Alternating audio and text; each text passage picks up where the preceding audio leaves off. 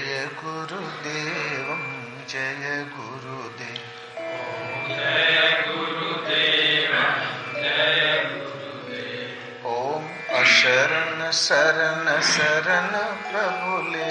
ओम अशरण शरण शरण प्रभुले।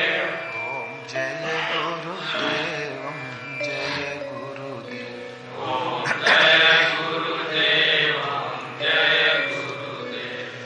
गुरु राखहि जो कोप विधाता। गुरु राखहि जो कोप विधाता। गुरु रूठे नहीं को जग त्राता। गुरु रूठे नहीं को जग त्राता। गुरु के वचन प्रति तन जाई। गुरु के वचन प्रति तन जाई। सपने हूँ सुख मन सुख सिद्धि ताई। सपने हूँ सुख मन सुख सिद्धि ताई। ओम जय गुरुदेव जय गुरुदेव। ओम जय गुरुदेव जय गुरुदेव।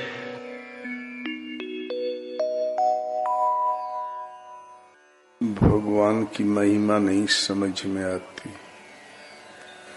कि प्रभु कैसे जिलाते हैं, कैसे खिलाते हैं, कैसे रक्षा करते हैं। इसलिए महात्माओं को एक बार विचरण अवश्य करना चाहिए, लेकिन वो साधना जागृति के पश्चात। सदगुरु के शरण सानिध्य में तब तक जरूरी है जब तक भजन जागृत न हो।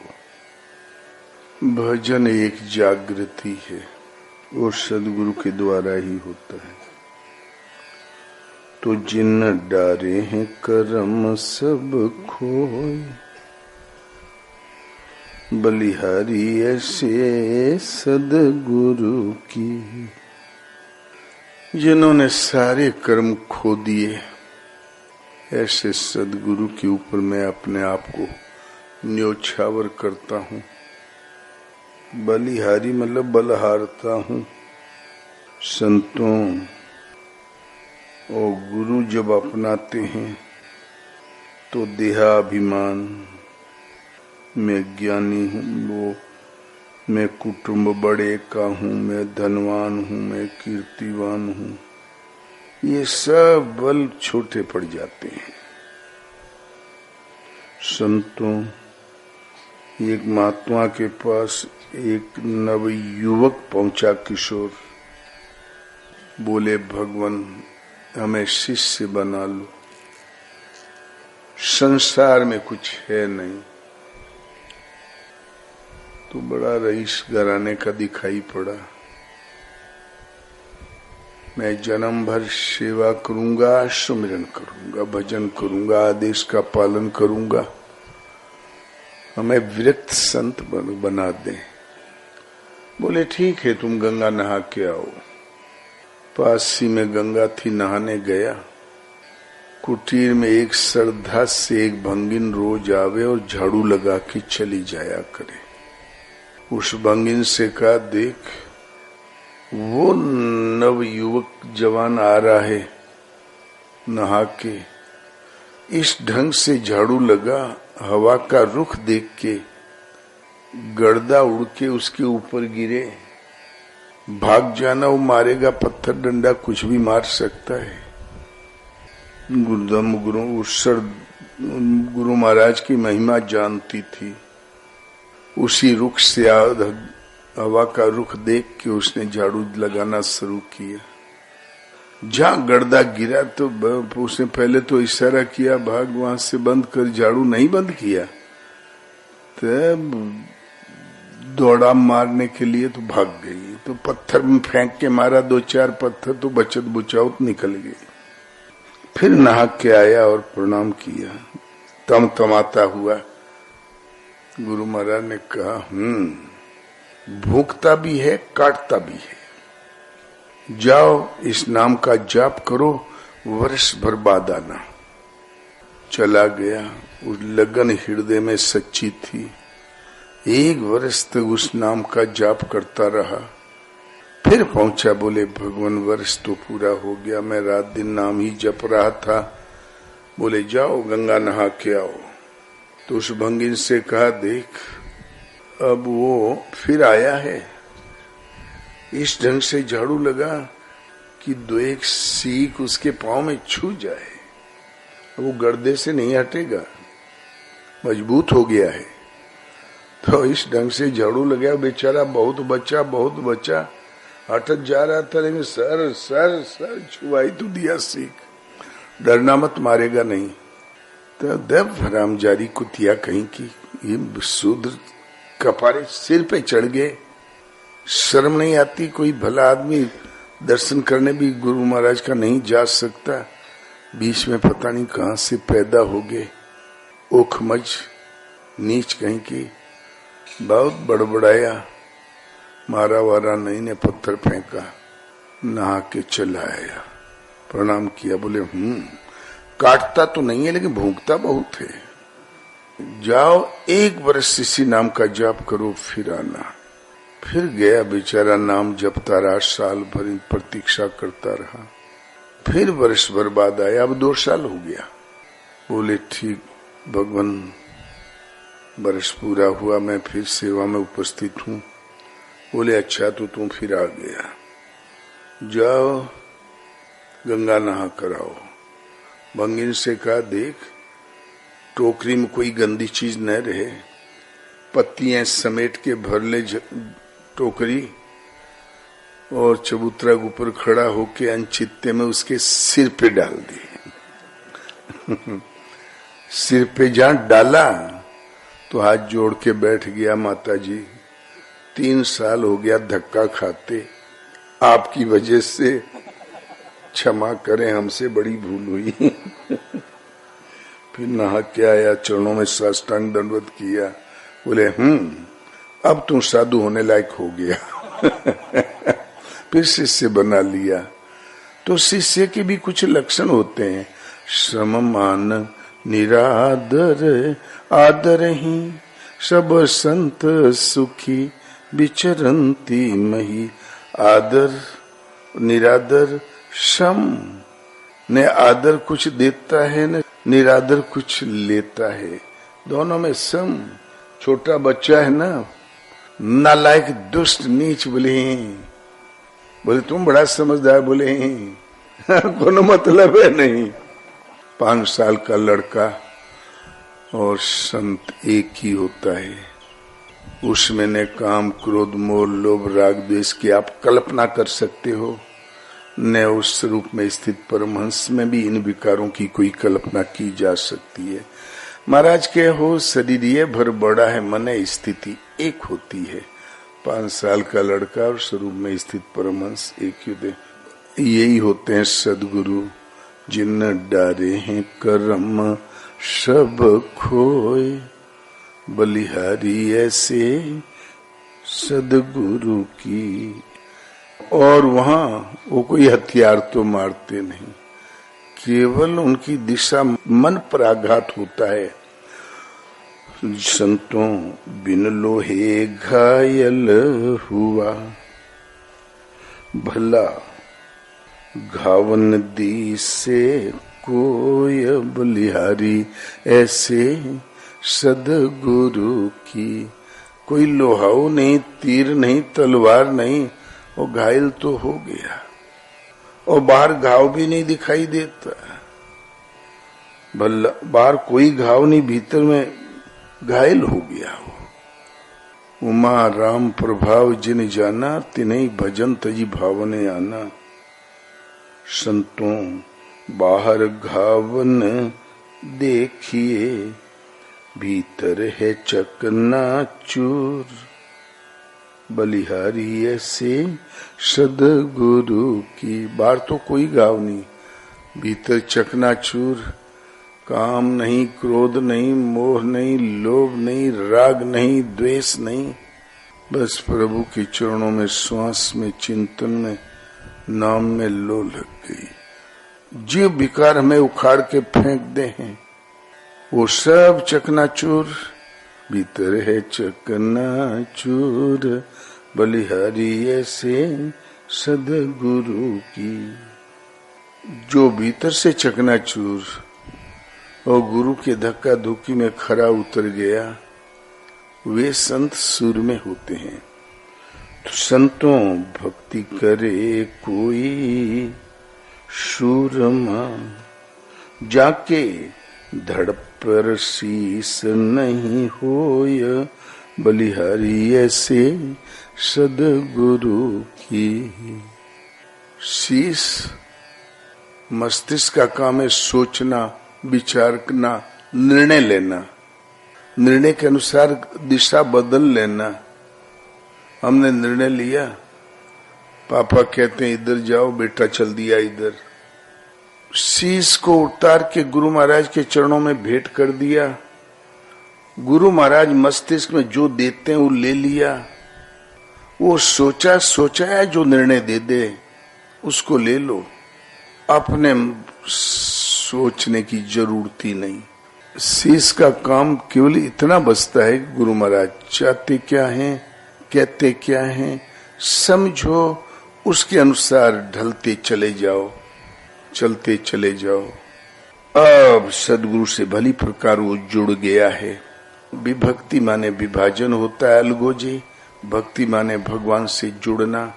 जब हम अपने मन मस्तिष्क से कुछ कर ही नहीं रहे, सोचा सदा सदा जो निर्णय मिल रहा है उस निर्णय को ले लिया, उसी के अनुसार ढलता चला गया, भली प्रकार सदगुरु से जुड़ गया, अपना मस्तिष्क भेंट कर दिया। और गुरु महाराज ने जो मस्तिष्क दे दिया निर्णय, उसको उस मस्तिष्क में धारण कर दिया, शीश तो भेंट कर दिया। भक्ति करे कोई सूरमा, इतना काम कठिन है, ये सूरवीरों का काम। कोई सार कहते हैं गुरु महाराज के तो अकलिये नहीं है। बाबू तो चुप रहो, तेरी बुद्धि सठियाई गई है। लड़के तो का ही करते हैं ना। जाके धड़ पे शीस नहीं होय, बलिहारी ऐसे सदगुरु की।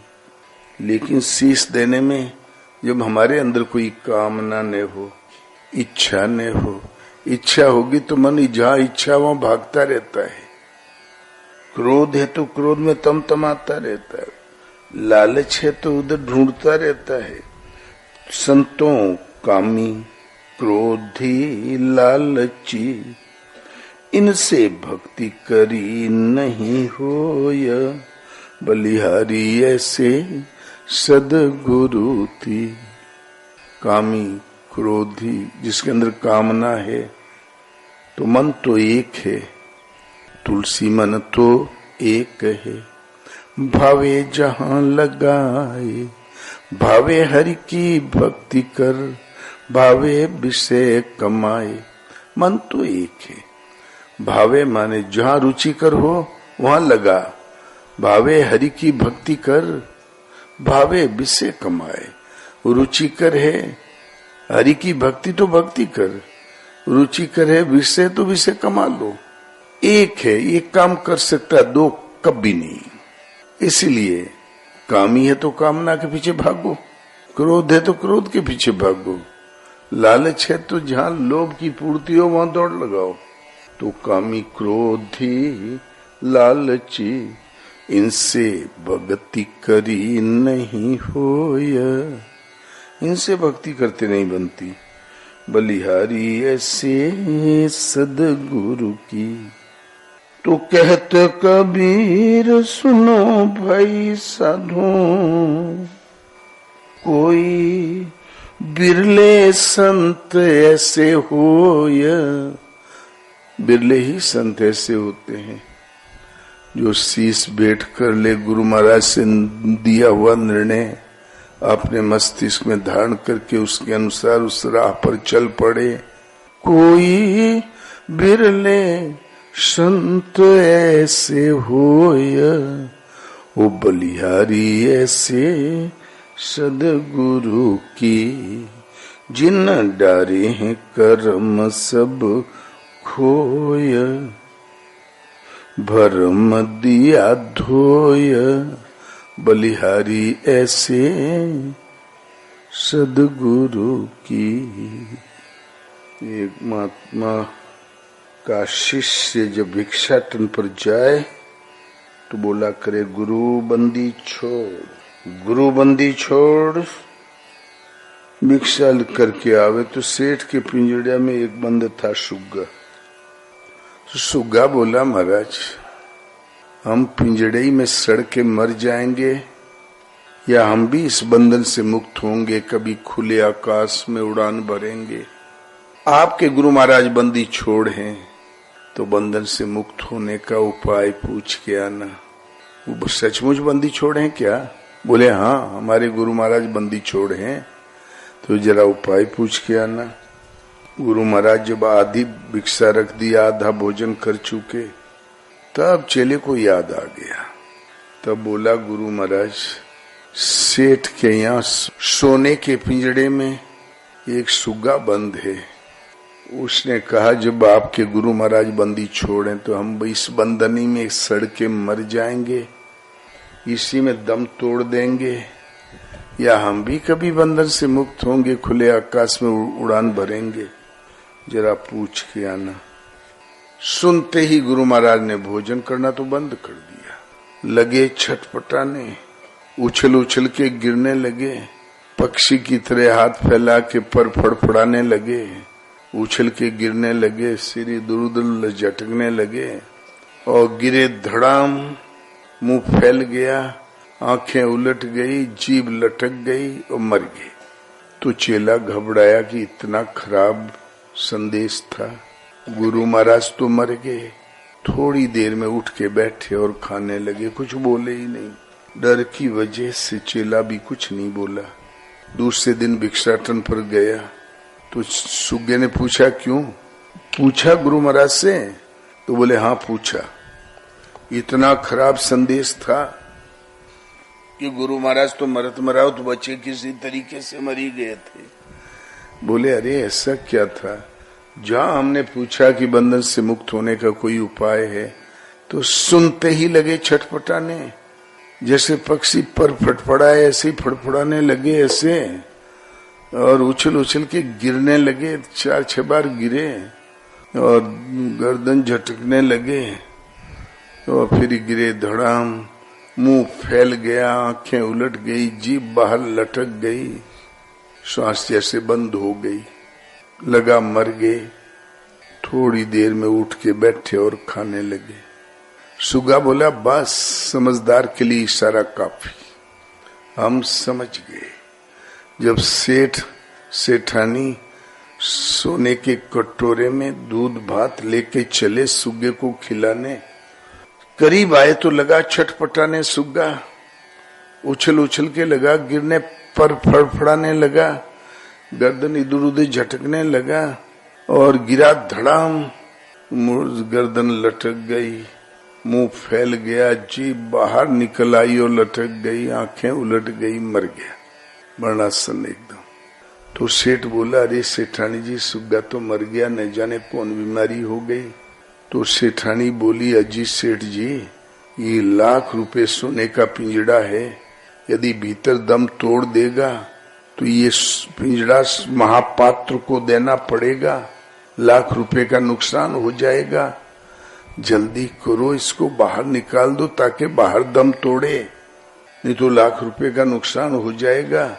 तो टांग पकड़ के, पखना पकड़ के उसको बाहर रख दिया और सेठ सेठानी दूर बैठ के लगे पश्चाताप करने। बोले ओ कितना बढ़िया गीता पढ़ता था, रामायण पढ़ता था, 4 ही बजे से जगा देता था, वो तो गुरु की तरह उपदेश देता था।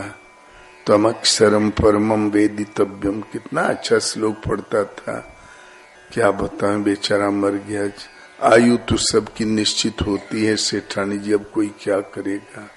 लगे पश्चाताप करने, इतने में फुर्र देनो उड़ा, पेड़ पे बैठ गया और आकाश में लगा फर्राटा मारने। गुरु बंदी छोड़ उड़ गया। तो गृहस्थी में जब तक हम खूब काम करेंगे तब तक तो कोई न छोड़ी। जब छूटे का मन हो ना, पर फैलाए रहो, गिरो पड़ो तो लोग कहीं ने मरे ने माछा छोड़े, कहीं बह जाते तो बड़ा नगद रहा। ये तिलकधारी बाबा ने इन्हीं के बीच में चले जात तो ये बुढ़ोती में कप तो न फेंके का पड़त। बोलो श्री गुरुदेव भगवान की जय।